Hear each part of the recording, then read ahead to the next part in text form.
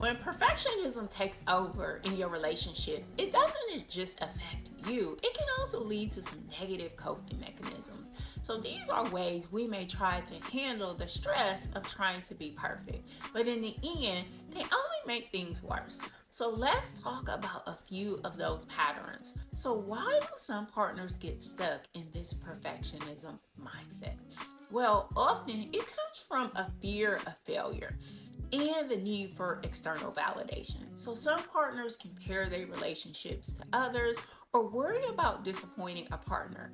And partners may believe or start thinking they only worthy if everything is going perfectly. But that's not always true. But here's the truth. Perfection is impossible. Relationships are about effort, connection, and growth, not perfection. When you constantly trying to make your partner happy and avoid any conflict, you neglecting your own needs. And it might seem like it's helpful, but in reality, you becoming more disconnected from your partner and yourself. You can't pour from an empty cup, and eventually, this takes a toll on both of y'all. Next is overcompensating. This is when you might start to feel like you have to fix or do everything on your own, even when it's unnecessary or unrealistic. So you might take on too much or trying to control the situation to keep everything perfect.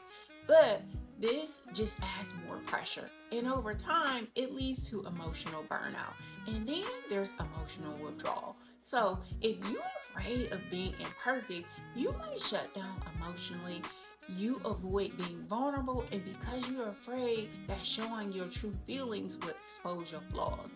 But vulnerability is actually what's key and to growth in relationships. These negative patterns, people pleasing, overcompensating, and emotional withdrawal, don't just prevent growth, they create emotional exhaustion and keep you stuck in a cycle of perfectionism.